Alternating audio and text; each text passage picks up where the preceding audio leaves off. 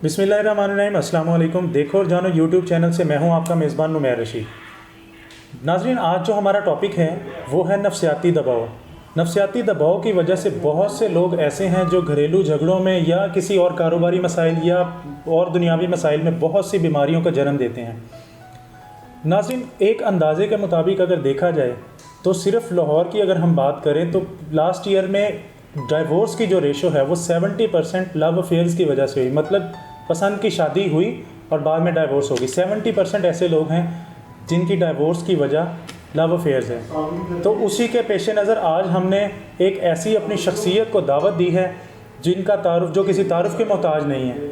माहिर नफ्सियात हैं, काशिफ़ अली शाह साहब हैं। अस्सलाम वालेकुम काशिफ़ साहब, कैसे हैं आप? जी शुक्र अल्लाह का। अच्छा, जैसा कि आप जानते हैं कि आजकल के जो हालात हैं उसकी वजह से लोगों में एक अजीब किस्म का डर पाया जा रहा है, चाहे वो मोहब्बत को लेके हो, किसी चीज़ को लेके हो या मुल्की हालात को लेके हो। उसके हवाले से आप नफ्सियात के रूह में क्या कहना चाहेंगे? देखिए सर, आजकल ना हमें बहुत ज़्यादा ये क्वेश्चन रेज़ हो रहा है, मुझ तक पहुंच रहे हैं हमारे फेसबुक के थ्रू, यूट्यूब के थ्रू। जैसा कि अब हमारा यूट्यूब पे चैनल चल रहा है देखो और जानो के नाम से, ठीक है, उस पर क्वेश्चन रेज़ हो रहे हैं कि सर एक साइकोलॉजी के रूह से हमें बताएं कि हमें ना अजीब तरह का डर लगता है। लाइक कि एक बंदे के हम साथ रह रहे हैं, हम इसको खो ना दें, हमें फेल होने का डर लगता है, हमारे हाथ कहीं खाली ना रह जाए, हम कोई काम कर रहे हैं, हम वेल सेटल्ड हैं, ठीक है, लेकिन ये काम हमसे छूट ना जाए। तो ये डर कैसे पैदा होता है और इससे हम ओवरकम कैसे कर सकते हैं? और ये सर साइकोलॉजिकली कोई इतना बड़ा मसला नहीं है, लेकिन अगर ये मतवातर चलता रहे तो ये एक बहुत बड़ा इशू है।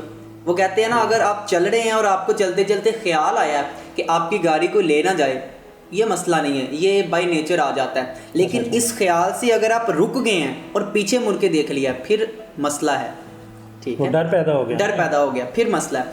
अच्छा सर, कोई भी इंसान पैदाइशी तौर पे डरपोक नहीं होता, ये बड़ी मज़े की बात है। पैदाइशी तौर पे डरपोक नहीं होता। क्या हालात उसको डरपोक बनाते हैं या उसके इर्द गिर्द के लोग उसको डरपोक बनाते हैं?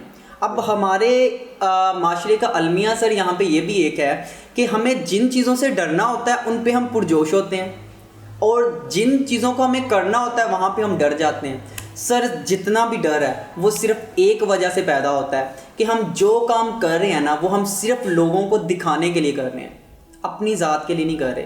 अगर हम हर काम को अपनी ज़ात तक महदूद रख के करें या अपनी ज़ात की खुशी के लिए करें तो हमें कभी भी डर नहीं लगेगा। सर कामयाब लोग जो होते हैं ना, कामयाब लोगों की ये निशानी है, ठीक है, वो काम उनको पता होता है कि जो काम करने हैं, और उनको उन कामों का भी पता होता है जिनसे डरना है उनको, और जिन कामों से उन्हें डर लगता है ना, वो काम पहले करते हैं क्योंकि उन्हें दुनिया से फ़र्क नहीं पड़ता। क्योंकि सर दुनिया ऐसी है, ये ना आपको हंसता देख सकती है, ना आपको किसी साथ इन दो उंगलियों की तरह देख सकती है। और मेरे पास जितने भी नफ्सियाती मसले आते हैं ना, उनमें 90% सिर्फ और सिर्फ ये लोग होता है, और ये रोग होता है कि दुनिया क्या कहेगी और लोग क्या कहेंगे। अच्छा काशिफ साहब, मुझे ये बताइए कि आजकल बड़ा हॉट टॉपिक जैसे मोहब्बत है। जी जी। लोग मोहब्बत करते हैं, बाद में ब्रेकअप हो गया या छोड़ दिया या किसी वजह से भी, लड़की हो या लड़का, जी जी, तो उसको भुलाना कितना आसान होता है या भुलाया जा सकता है? और अगर फॉर एग्जांपल भूल गया वो, वैसे तो ऐसा नॉर्मल सुनने में नहीं आता, ठीक है, लेकिन अगर भूल गया तो दोबारा से इंसान मोहब्बत की तरफ जा सकता है? देखिए नुमैर भाई, अगर आपका जहन खाना भूल सकता है, सोना भूल सकता है, और अगर आपका जहन काम को भूल सकता है तो किसी इंसान को भी भूल सकता है, ठीक है। लेकिन अब मसला वाला क्या होता है, हमने सिर्फ अपने जहन को सर एक चीज़ समझाई होती है। आपको पता है, आप अगर अपने जहन को बार बार कहें कि मैं ये काम नहीं कर सकता, मैं ये काम नहीं, तो आपका जहन उसको मजाक में नहीं लेगा, आपका जहन सीरियस लेगा, उस पर इम्प्लीमेंट शुरू कर देगा, ठीक है। और सर आपके माँ बाप ने आपको किसी के पीछे रोने के लिए पैदा नहीं किया। सर ज़िंदगी ने कभी भी ये शर्त नहीं रखी मैं इस बंदे के बगैर रह नहीं सकती, मैं इस बंदे के बगैर गुजर नहीं सकती, ज़िंदगी गुजर जाती है, ठीक है। और सर मोहब्बत के बाद इसको बुलाना आसान है, लेकिन सिर्फ उस बंदे के लिए आसान है जिसको ये पता है कि यार मैं कोई खिलौना नहीं कि कोई भी आए मुझे तोड़ के चला जाए, जिसको को फ़र्क नहीं पड़ता उसके पीछे मैं रुल जाऊँ, इस चीज़ से फ़र्क नहीं पड़ता उस इंसान को। और सर दूसरी मोहब्बत, कहते हैं कि एक मोहब्बत को बुलाने के लिए दूसरी मोहब्बत, तो मैं कहूँगा यस, ठीक है। नफ्सियात आपको ये कहती है आपने अगर मोहब्बत को बुलाना आप दूसरी मोहब्बत करें, लेकिन ज़रूरी नहीं वो दूसरी मोहब्बत इंसान से हो। बिल्कुल सर, आपके पास पेट्रोल है, एक गाड़ी वाले ने चवल मार के आपको निकाल दिया है, अब आप पेट्रोल अपने पास रखेंगे तो आग लग जाएगी। सर आपको दूसरी गाड़ी चाहिए, लेकिन वो दूसरी गाड़ी इंसान की नहीं है, वो दूसरी गाड़ी आपके पैशन की हो सकती है, वो दूसरी गाड़ी आपके एम की हो सकती है, हालात की हो सकती है, मजबूरी में हो सकती है। बिल्कुल सर प्यार और गुस्सा ये दो दुनिया की सबसे बड़ी डिस्ट्रक्टिव एंड कंस्ट्रक्टिव फोर्सेस हैं सर। प्यार में इंसान वो काम कर जाता है जो नॉर्मल बंदा नहीं कर सकता सर। फिर आप दुनिया को जला के दिखाएंगे वाकई मेरे में को आग थी, मेरे में ईंधन था। आप करें दूसरी मोहब्बत, लेकिन वो दूसरी मोहब्बत इंसान को छोड़ दे। फिर आप उससे प्यार करें जो आपसे प्यार करता है सर। जिस बंदे को आप कहेंगे ना मुझे प्यार दो, वो हमेशा आपके आगे लग के भागेगा। बिल्कुल ऐसे ही है, मतलब ये तो एक नेचुरल चीज़ है ना, ये हो जाती है। बिल्कुल सर, भुलाया जा सकता है, लेकिन उसके पहले आपने अपने ज़हन को ये तसल्ली देनी है कि यार वाकई सर दुनिया का कोई डॉक्टर उस बंदे का इलाज नहीं कर सकता जो अपना इलाज करवाना नहीं चाहता। बिल्कुल ऐसे ही है। अच्छा काशिफ साहब, एक और चीज़ है कि किसी की मोहब्बत के लिए अपनी मोहब्बत कुर्बान कर देना, इसे खुदगर्जी कहेंगे या रिस्पेक्ट कहेंगे अगले बंदे की? सर देखें, अगर आप एक बंदे से मोहब्बत करते हैं, एक बंदे से प्यार करते हैं, ठीक है, लेकिन वो आपसे प्यार नहीं करता, वो किसी और से प्यार करता है, ठीक है। अब यहाँ पे सर देखें, उसकी खुशी किसी और के साथ है। अगर तो आप वाकई सच्चा प्यार करने वाले हैं ना, तो आप कुर्बानी देंगे, क्योंकि मोहब्बत खुदगर्जी का नाम नहीं है। मोहब्बत कभी भी ऐसी नहीं थी कि उसको खुदगर्जी का नाम दिया जाए, ठीक है। आप सर हिस्ट्री उठा के देख लें, ठीक है। हिस्ट्री में आपको पता लगेगा जिसने जिससे सच्ची मोहब्बत की है उसने उसके लिए अपनी जान, अपनी माल, अपनी इज्जत तक कुर्बान की है मोहब्बत में। अब यहाँ पे एक मैं छोटी सी चीज़, एक मिसाल ऐड करूँ।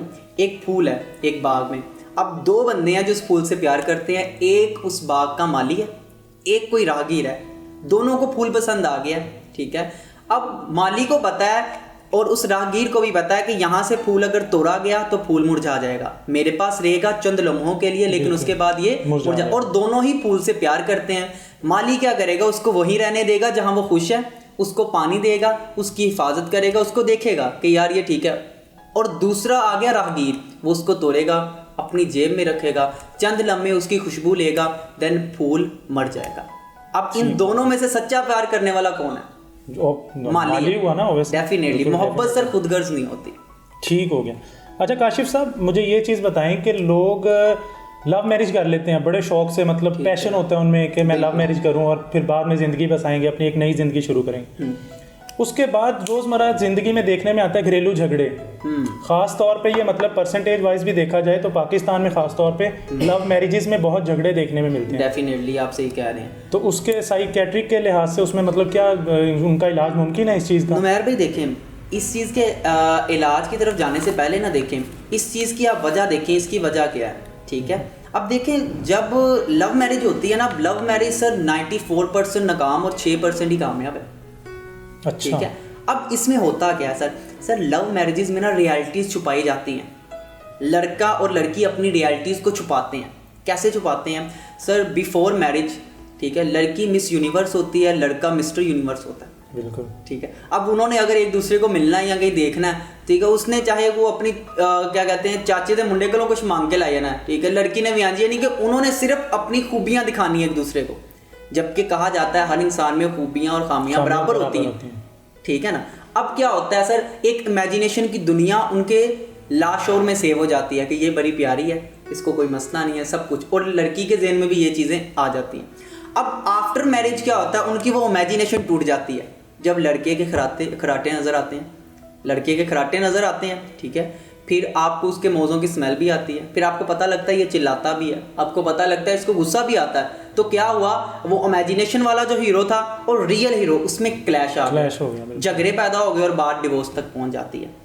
कुछ जगह पे तो ये भी देखने में आया है कि मतलब एक छोटी सी गलती और शक की बुनियाद पर जिंदगी खत्म हो जाती है इंसान की। सर देखें, जो शक्की लोग हैं ना, शक्की लोगों का ये हिसाब है कि शक ज़्यादातर वो लोग करते हैं जो अपने आप को एक्स्ट्रा ऑर्डिनरी इंसान समझते हैं, ठीक है, जो कहते हैं कि भाई हम पहली नज़र में ना बंदे को जज कर लेते हैं। सर अगर आपको लगता है आप पहली नज़र में किसी को जज कर सकते हैं, सर आप गलत है। अगर आपको लगता है आप पहली नज़र में किसी को समझ सकते हैं, सर आप फिर भी गलत है। सर हर इंसान के जज्बात, हर इंसान के एहसासात अलग होते हैं, हर इंसान में जज्बातों का समंदर है, ठीक है। आप उसको नहीं समझ सकते जब तक आपको वो समझने ना दे। आप किसी भी इंसान को तब तक नहीं समझ सकते जब तक वो आपको इजाज़त ना दे कि आप उसको समझें। आप भी उसकी तरह एक आम इंसान है। हाँ, अगर कोई समझ सकता है वो एक साइकोलॉजिस्ट है, वो माइंड स्टडी करने वाला बंदा है। सर आप जब किसी बंदे को जज करके और किसी बंदे के ऊपर एक चीज़ थोप देंगे अपने एक्सपीरियंस के हिसाब से, अपने शक की बुनियाद पे, तो सर कोई भी रिश्ता कायम नहीं रह सकता। तो काइंडली अगर कोई मेरा ऐसा बहन भाई ये इंटरव्यू हमारा देखे कि जिसको ये आदत है पहली नज़र में किसी को जज करके ना उसके बारे में रिजल्ट देने की, तो वो बीमार है, उसको इलाज की जरूरत। जैसे कहा जाता है कि पहली नज़र में मुझे ये शख्स पसंद आ गया। सर देखें, पसंद आना और उसको हासिल करने की तमन्ना करना ही और है। पसंद इंसान को हज़ारों चीज़ें आती, ठीक है, लेकिन जो कहते हैं दूर के ढोल सुहाने, दूर से ना आपको जो ढोल होता है उसकी आवाज़ बड़ी अच्छी लग रही होती है, लेकिन वो अच्छी लगना और फिर उसके पास जाना फिर अच्छी लगना, इन दोनों में फ़र्क है। मतलब हर चमकती हुई चीज़ सोना नहीं होती। हम दूर से देख के अगर ये इख्तियार करें यार ये बंदा, सर आप हमारी सेलिब्रिटीज़ को देखें सर, दूर से आपको कितने अच्छे लगते हैं कि यार काश मैं इसके साथ होता, लेकिन आपको नहीं पता कि उसकी रियल लाइफ में उसके अपने कितने फटे हैं। बिल्कुल ऐसे। तो ये जब आप किसी को जानते हैं, किसी के साथ टाइम स्पेंड करते हैं, कोई आपको टाइम देता है, कोई आपको मौका देता है कि भाई आओ मुझे समझो, फिर आपको पता लगता है आप उसके साथ रह सकते हैं कि नहीं रह सकते। ठीक हो गया। अच्छा काशिफ साहब, पसंद की शादी मतलब फॉर एग्जांपल जो ख़ानदानी शादी होती है, अरेंज मैरिज जिसे हम कहते हैं, वो तो मजबूरी में निभानी भी पड़ती है। अच्छा। जो लव मैरिजेज हैं उसकी अगर मतलब कामयाब ना हो तो उसमें अलहदगी इख्तियार कर लेनी चाहिए, क्योंकि इंसान ज़हनी दबाव का शिकार हो जाता है, घर वालों को भी नहीं कह सकता और ख़ुद भी मतलब उसने डिसीजन लिया। देखिए मैं समझता हूँ लव मैरिज हो, अरेंज मैरिज हो, कोई भी रिलेशन हो, अगर आपको ये कंफर्म है ना कि ये अच्छा नहीं चल रहा या नहीं चलेगा, अलहदा हो जाए। बिल्कुल ठीक सर, इससे आप खाली अपना फ़ायदा नहीं कर रहे, दूसरे का भी फ़ायदा कर रहे हैं। सर अगर आप एक ऐसी बस में चढ़ गए हैं जो सियालकोट नहीं जाती, जबकि आपने सियालकोट जाना है, वो तो बस जा रही है कराची, अब आपके पास दो रास्ते हैं, या तो गलत मंजिल की तरफ जाएं या तो बस रोक के उतर जाएं। समझदार इंसान वहाँ से उतर जाएगा, क्योंकि इससे बस को भी परेशानी नहीं होगी और आपको भी परेशानी नहीं होगी, ठीक है। तो आपको उससे ओवरकम कर देना चाहिए, मतलब उसकी जो मंजिल है उससे बचा जा सकता है कि वो आगे जब आपको पता लग गया कि ये वहाँ पे जा ही नहीं रहा बंदा जहाँ पे मैंने जाना है, ठीक है, तो अब दो ही रास्ते बच जाते हैं, या तो बैठे रहें और लड़ाइयाँ झगड़े चलते रहें, या तो उससे ओवरकम कर दें, क्विट कर दें। और सर आपकी ज़िंदगी इतनी फजूल नहीं है, ठीक है, कि किसी गलत डिसीजन के पीछे अपनी सारी ज़िंदगी आप गवा दें। मैं समझता हूँ सर ज़िंदगी अल्लाह की सबसे बड़ी नेमत है और किसी नेमत का ऐसे ज़िया करना भी गुनाह है। अच्छा काशिफ साहब, मुझे ये बताएं कि आजकल बहुत हॉट टॉपिक है कि लव मैरिज करें या अरेंज मैरिज करें, क्योंकि लव करके बाद में भी मसले मसाइल पैदा होते हैं। कुछ देखने में है कि अरेंज मैरिज करके भी ज़हनी दबाव का शिकार इंसान हो जाता है, तो आजकल क्या आप सजेस्ट करेंगे? माई एक्सपीरियंस, ठीक है, जितने अभी तक मेरे पास माशाल्लाह केस आ चुके हैं उनके हवाले से अगर मैं बात करूँ ना, तो सर अरेंज मैरिज बेस्ट है मेरे हिसाब से, ठीक है, क्योंकि सर अरेंज मैरिज में ना आपको वो 3 चीज़ें मिलती हैं जो लव मैरिज में कभी नहीं मिलती, ठीक है, और शायद नहीं मिलती। सर सबसे पहली चीज़ अरेंज मैरिज में ना आपको सबकी दुआएं मिल जाती हैं, बिल्कुल, सबसे बड़ी चीज़ आपको सबकी दुआएं मिल जाती हैं। सर नंबर 2, अरेंज मैरिज में ना आपको एक सपोर्ट मिल जाती है कि कल को मसला ख़राब होगा ना, कल को मसला तो सारे आपके हक में खड़े हो जाएंगे। लव मैरिज में ऐसा नहीं होता, कहने ने आप कीते थे आप भुगत, ये एक हमारा पंजाबी का ना एक बड़ा अच्छा कहना है कि आप कीते थे आप ही भुगत, ठीक है। तीसरा सर इसमें सबसे बड़ी बात ये होती है कि ना अरेंज मैरिज में ना आपने अपने जीवन साथी को जाना नहीं होता, उसको जानते जानते 5 से 6 साल गुजर जाते हैं, उसके बाद कोई लड़ाई वगैरह कोई चीज़ शुरू होती है, लेकिन तब तक आप अच्छे से समझ चुके होते हैं। लव मैरिज में हर चीज़ आपको पहले से ही पता होती है, पहले से लड़ाइयाँ, पहले से उसके अफेयर सब कुछ पता होते हैं, ठीक है। तो सर एक आखिरी बात के साथ मैं इस बात को ख़त्म करूँगा कि अगर आपको या आपसे किसी को मोहब्बत है, ठीक है, तो सर वो आपके घर निकाह का पैगाम भेजेगा, ठीक है, या भेजेगी, वो कोई भी हो सकता है, क्योंकि हज़रत खतीजा ने निकाह का पैगाम भेजा हज़रत मोहम्मद सल्लल्लाहु अलैहि वसल्लम की तरफ, ठीक है, वो भेजेगा या भेजेगी, ठीक है। आगे से एक्सेप्ट करना रिजेक्ट करना वो घर वालों की मर्ज़ी है, जिसको आपसे मोहब्बत होगी ना वो ये तरीका इख्तियार करेगा, ठीक है। नहीं तो मेरी बहन या मेरा भाई जो भी सुन रहा है, काइंडली तौर पे इन चक्करों में ना पड़ें। एज ए साइकोलॉजिस्ट मैं दिन में हज़ारों ऐसे केस देखता हूँ कि इतने वेल एजुकेटेड बंदे, इतने वेल मैनर्स बंदे, सर उनको अपना नाम भी नहीं याद आज, सिर्फ इन लव अफेयर्स की वजह से। ठीक हो गया। काशिफ अली शाह साहब आपका बहुत शुक्रिया। इख्तिताम हम करेंगे आपके एक खूबसूरत से शेर पर, तो कोई अगर शेर लव के टॉपिक पर आपको हो तो वो लाजमी हमारे नाजरीन को। सर देखें शेर तो नहीं, एक गज़ल है, गज़ल ये बिल्कुल ऐसे ही काफ़ी ज़्यादा पसंद है कि गज़ल इस तरह से है कि ज़रा देख के चाल सितारों की, कोई ज़ाचा खींच कलंदर सा, कोई ऐसा जंतर मंतर पर जो कर दे बख्श सिकंदर सा, कोई चिल्ला ऐसा काट के फिर कोई उसकी काट ना कर पाए, कोई ऐसा दे तावीज़ मुझे वो मुझ पे आशिक हो जाए, कोई फाल निकाल करिश्मा गर मेरी राह में फूल गुलाब आए, कोई पानी फूक के दे ऐसा वो पिए तो मेरे ख्वाब आए, कोई ढूंढ के वो कस्तूरी ला उसे लगे मैं चांद के जैसा हूँ, फिर जो मर्ज़ी मेरे यार की हो उसे लगे मैं बिल्कुल वैसा हूँ, कोई ऐसा इसमें आज़म पर जो अश्क बहा दे सजदों में, फिर जैसे तेरा दावा हो महबूब हो मेरे कदमों में, पर आमिल रुक एक बात कहूँ ये सजदों वाली बात है क्या, महबूब तो है सर आंखों पर मुझ पत्थर की औकात है क्या, और आमिल रुक ये काम बदल ये काम बहुत नुकसान का है, सब धागे उसके हाथ में हैं जो मालिक कुल जहान का है। क्या बात है, क्या बहुत शुक्रिया काशिफ अली शाह साहब। जी नाज़रीन, आज का टॉपिक आपको कैसा लगा? ये माहिर नफ्सियात काशिफ अली शाह साहब थे। ये बहुत ही मतलब फेमस हैं माहिर नफ्सियात के लिहाज से भी, और बहुत से लोगों का रूहानी इलाज भी इन्होंने ऐसा किया है नफ्सियात के लिहाज से कि जो बहुत से लोगों को इस चीज़ का फ़ायदा भी हुआ है। नो डाउट के फ़ायदा भी हुआ है, ये नहीं सिर्फ के बातों में या वीडियोज़ की हद तक, बहुत से लोगों का फ़ायदा भी हुआ। और ना सिर्फ मतलब इंटरनल आउटसाइडर भी, बैरून मुल्क भी बहुत से लोग इनसे राब्ते में हैं और अपनी नफ्सियात का इलाज इनसे मतलब करवा रहे हैं और इनसे टॉपिक डिस्कस करते हैं, और बहुत से मतलब ये है।